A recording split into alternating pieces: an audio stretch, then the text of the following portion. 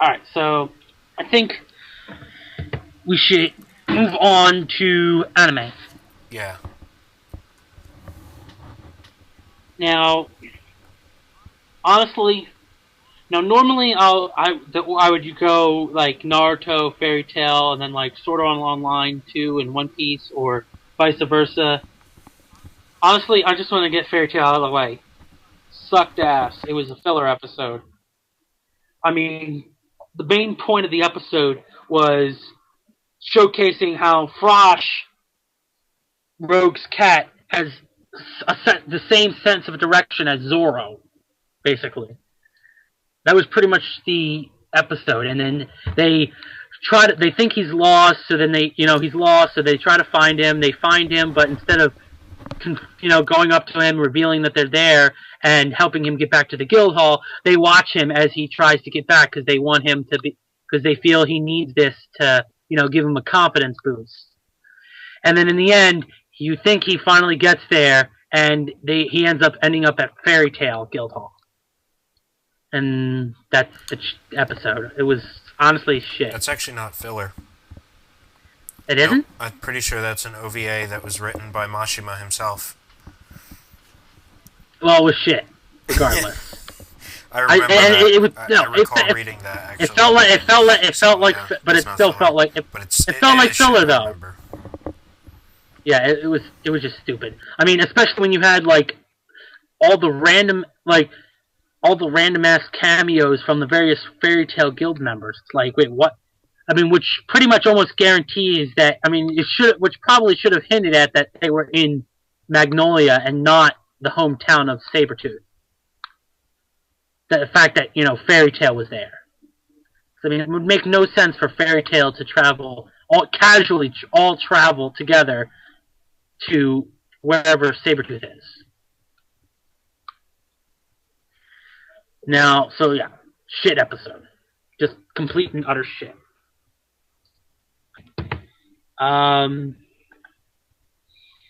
Now the next one I think we should talk about is Naruto.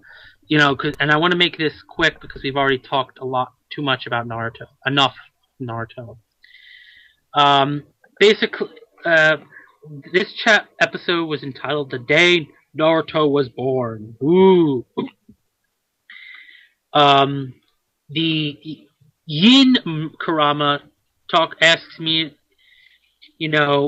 asks Minato that in the act of, making Naruto a Jinchuriki, were you planning on having Naruto? Were you intending that Naruto cleaned up your mistakes? And then immediately goes to tell him, it's not your fault your wife's dead. I don't know, he doesn't say it, but he should have said, no, it's not your fault, it's my fault. But he didn't say it. Which I felt he should have. Now, seeing that he could not care less now that Naruto... Like, Obito basically doesn't give a shit that Naruto can injure him now. He doesn't care. He just casually begins Project Tsukuyomi by beginning to sprout the giant flowering tree to wipe out the remaining shinobi. It's basically this giant tree that can shoot out 4 10-tailed beast bombs at once and to destroy the remaining shinobi alliance. Now, Hashirama gives the shinobi alliance a plan through a wood clone, as he's too busy with Madara to actually be there in person, to have everyone, basically to have into a momentary ceasefire. He tries to have a momentary ceasefire with Madara so he can help them directly to all escape. But before anything can happen, Obito traps everyone in a barrier, effectively dooming them to all hell. Now, Minato and Tobirama are the only ones who can perform the flying Raijin Jutsu, I think it's Just called. call it Hiraishin, it's much easier. Teleport. I'm just gonna call it Naruto's instant transmission jutsu. Yeah, and sometimes you can call it FTG for Flying Thunder God. That's Whatever. yeah. Anyway, so they're the only ones who can use the FTG, and so now they decide to basically now Naruto Minato's like stunned, like what are they gonna do? So Naruto comes up with his own plan and then asks Minato to bump fists with him, so that way the two not only so that way the two Karamas connect through them. Now Obito begins to wrap himself in a protective cloak, still berating Minato by reminding him that tomorrow is the anniversary of their deaths, which, as we all know, means it's also Naruto's birthday. Which is kind of funny since that we actually had we've gotten to that point where it's changed over to the next day. Now Naruto injects that the day his birthday, while Minato marvels at oh no, Naruto makes note that yes, it's the anniversary of their death, but it's also his birthday, and Minato just sits there and marvels at his somewhat grown up son's birth courage. Which now once Naruto and Minato fist bump, the Shinobi Alliance chakra cloaks come back. Because apparently the Kurama's chakra never completely dissipated.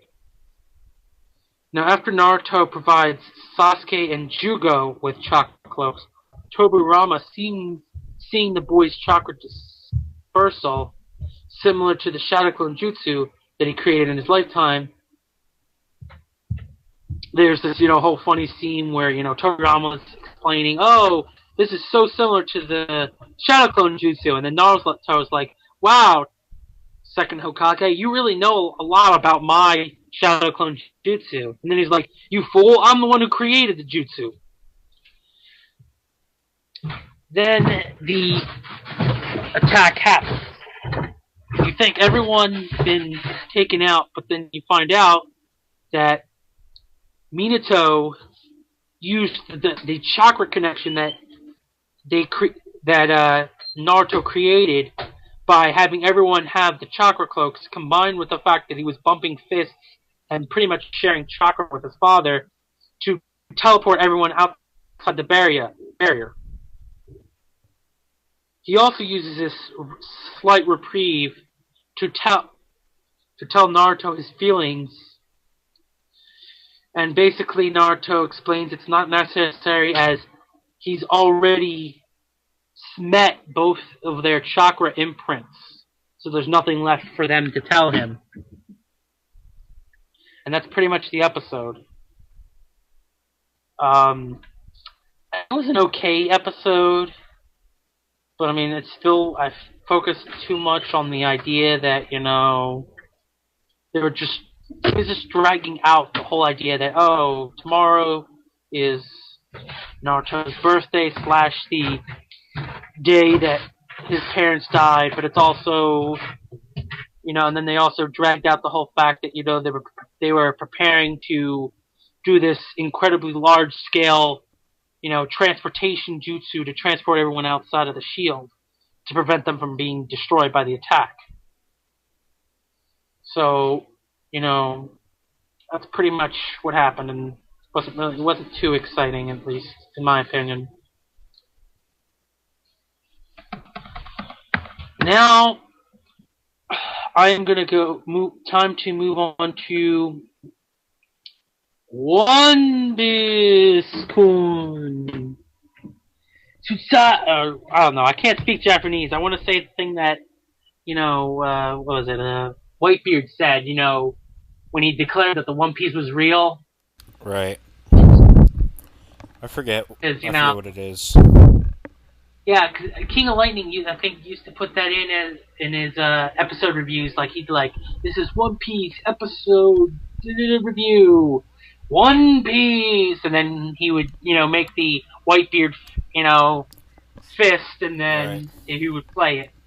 But anyway, so now One Piece episode was also, once again, a very simple. It was basically it's entitled "The Operation SOP Starts. Usaland Charges Forth." Now, it starts out at the flower field, and the dwarf army and the Straw Hats begin to move out, to enact their plan. Now, it is as it becomes quickly obvious for those of you who couldn't already figure it out. They weren't when the dwarves were building their secret tunnel. They weren't expecting full-blown humans to be traveling in it, so it isn't very big. So they have this whole funny scene about where Usopp suggests to Frankie that he takes his arms off so he can fit. And so Frankie decides to take the front entrance to the port, which is the toy house, while the rest of the army takes the secret underground tunnel that leads to the harbor. Now Frankie, remembering Luffy's orders to go out, went and created a huge ruckus in front of the toy house, grabbing the attention of every officer in the Don Quixote Pirates. Now, and this is where things get this is honestly the most interesting part of the entire episode, and that is the introduction of Senor Pink. Mr. Hard-Boiled. In the ensuing chaos, Senor Pink, who was guarding the entrance, prepares to face Frankie. Now, he starts out, he's sitting there chilling with all his, with basically his bitches surrounding him, and he friggin' takes a bite of a tomato, gets and friggin' rips the closest girl's top off to wipe his mouth off. Which is hilarious. And then, makes a comment about how he likes his, he doesn't like the young fletchlings. He's too old for them. When in the manga, he instead says he doesn't want those young women because he likes his women seasoned. Now, in the underground tunnel, the dwarves explain to Usopp basically how the Don Quixote family works, and basically says there are three, armies. There's the Diamante army. There's the Arstantable army with the special powers, who are all special powers, and then proceeds to talk about the people who are in it. The same thing with the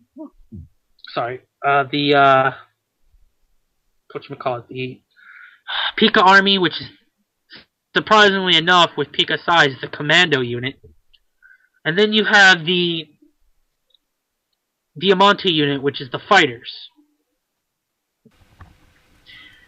So, this basically explains how the Don Quixote family is set up and who the Usopp and the rest of the dwarf resistance army should expect upon reaching the harbor. Now, they finally reach the end of the tunnel, and of course they have this whole funny scene where Usopp, who was being carried by someone at Totada, doesn't stop in time, and he ends up hitting his head and gets a bump. While they stop perfectly on time. Then the army find themselves directly underneath the palace plateau where the huge harbor is located.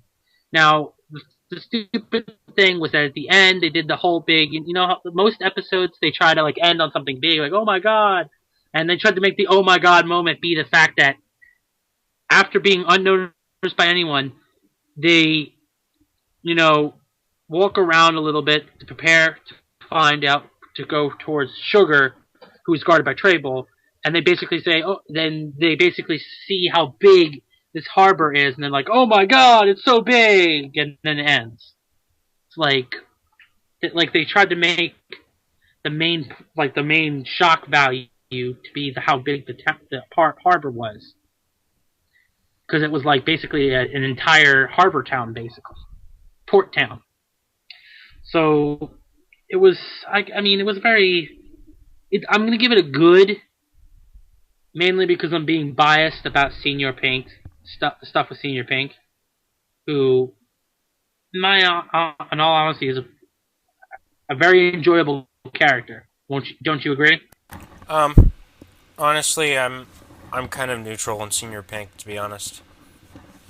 Well, I mean, you gotta, I mean, his introduction in this particular moment in the story, whether you have seen it in the anime or you read it as a manga reader, is pretty interesting. Yeah, I thought it was obscure. I don't know. For some reason, it just didn't really appeal to me that much. I don't know.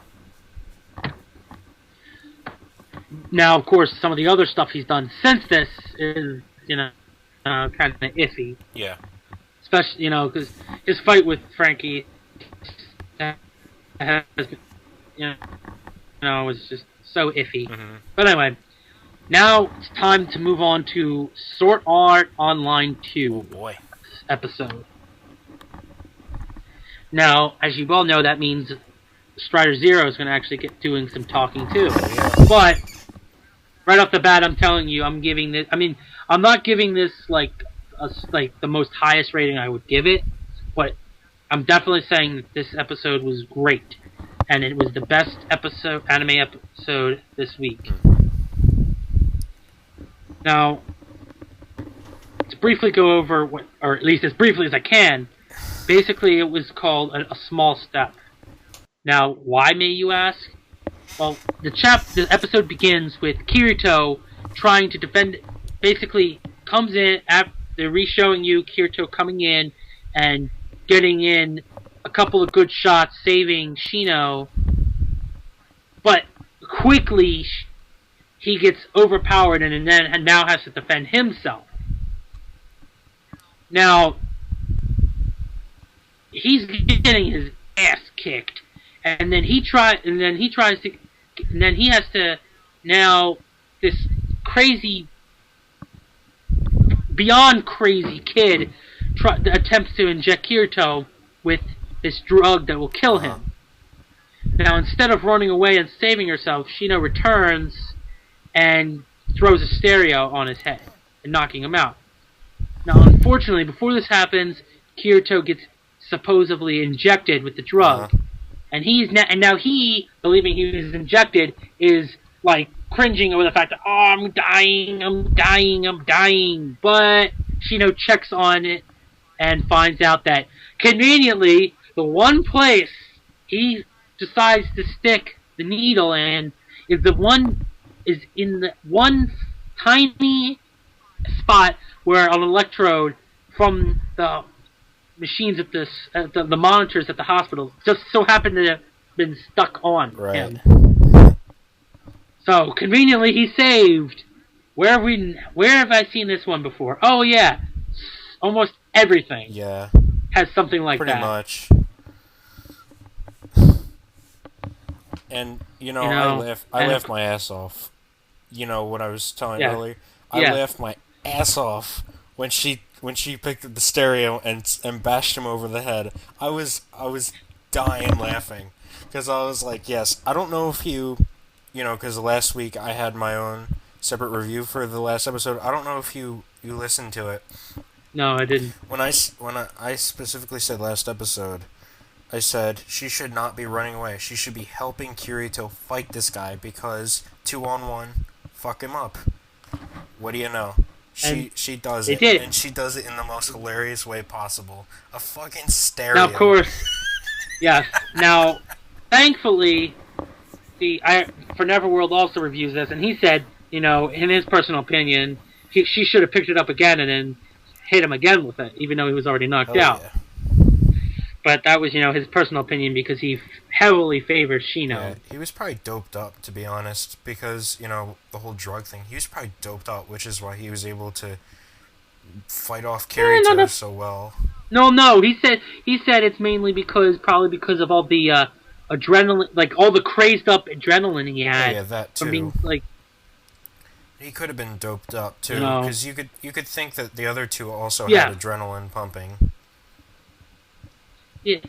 Yeah, but it's that whole theory that you don't mess with the crazy because when they go batshit, there's no stopping. Anyway, the government guy called several days out Shino, who agrees to try.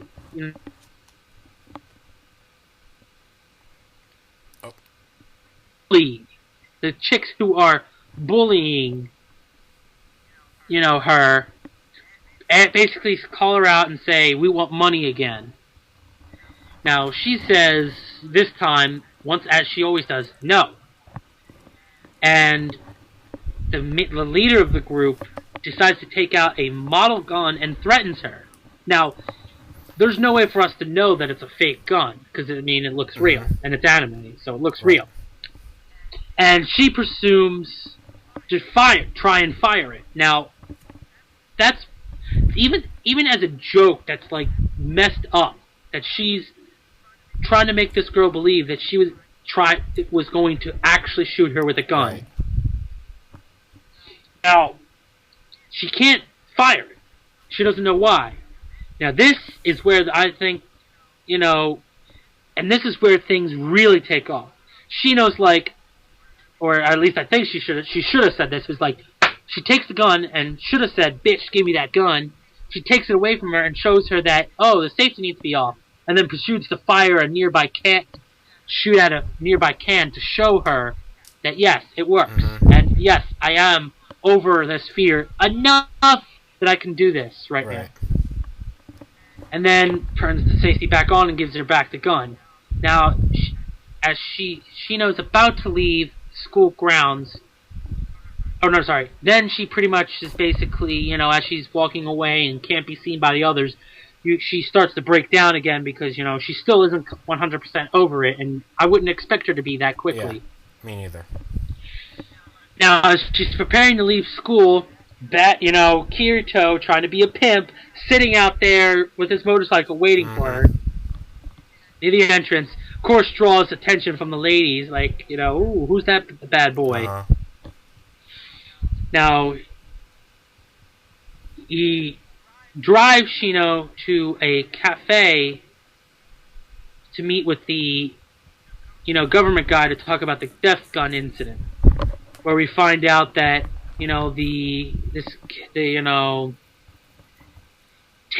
find out about how, the two, the guy and his brother were captured. They found out there was a third guy, and he hasn't been captured, which is possibly a hint at the possible next villain. Right. And then they kind of sort of, not really much happens in that. Then Kirito takes them to the Dicey Cafe, where he introduces his friends. Now, of course, when he introduces Rika / Elizabeth, whatever, I forget what name he used for her. I forget if he used her game name or her real name, I can't remember. Right. And basically he says, oh look, she, makes a joke about how about her, she gets pissed off. And then, interestingly enough, he just introduces Asuna as a friend, not, oh, this is my girlfriend. And then it's like, okay, so as Shino's wondering why she's here, he basically says, and of course, I don't think he should have apologized in advance, but I don't think, no, he did. He apologizes in advance and then says, yeah, I kind of sort of told these two about what happened to you in the past. And now, at that point, you figure Shino would have, like, should have bitch slapped him. And like, how could you? I told you that in secret. Nope. But then he continues to explain that he did this so that way they could help her. And they did so by finding a certain person that they want her to meet. Now, this person is revealed to have been a woman who who was a former post office worker, who was there working that day when the robber came in. Now, and she's basically saying, you saved my life. But see, here's something else. My daughter here, you saved her life because at the time I was in early pregnancy with this child. So not only did you save my life, you saved my daughter's life. If you didn't save me, my daughter wouldn't even exist. Mm-hmm. So this basically, and then Kirito uses this to explain to her. He says, like, you know what? You might, yes, earlier I said that you should never forget about what you did, but and about the person you killed.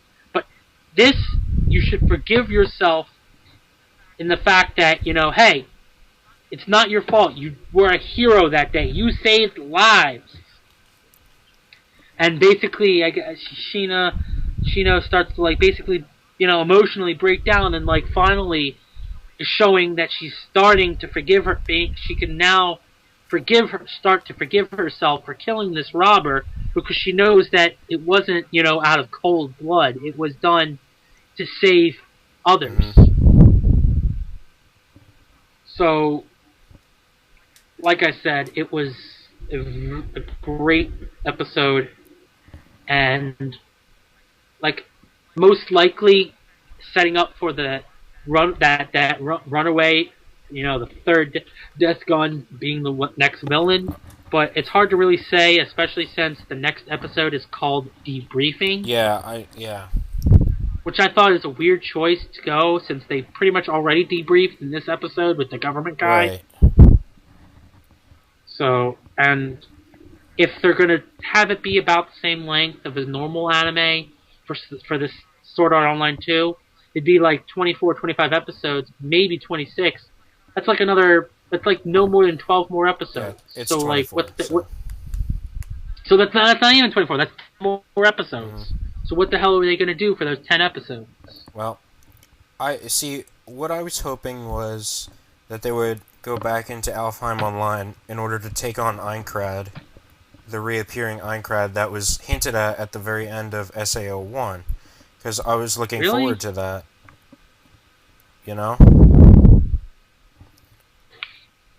Well, they did. He supposedly did take it on again. But did they complete it? That's the question. No. And if they did, then what the fuck? They did it off screen. We would have seen what was beyond those floors. We would have seen what was in between. That was big, because Sword Art Online was my favorite environment. I liked Alfheim Online too, but my favorite environment in general was Aincrad. Yeah.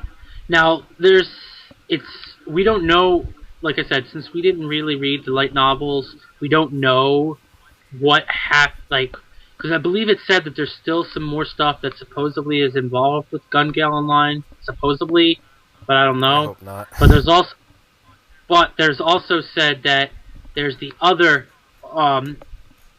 somewhat virtual reality world that he is supposed to travel to, or being used for, and that is supposedly using this seed that he got, a virtual world that's supposed to be almost identical to the real world, and that's apparently a thing. That's no fun.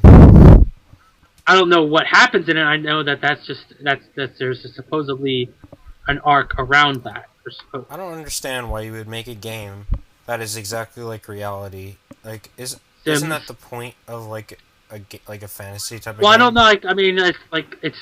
When I mean close to reality, I mean it's supposed to be the most realistic of them all. Gotcha. And it's type of thing, and it's supposed to be, and it's not. It doesn't sound like there's as much fighting involved. Not as really too heavy fantasy. I'm not, like I said, I don't know exactly all the details about this supposed fourth, right.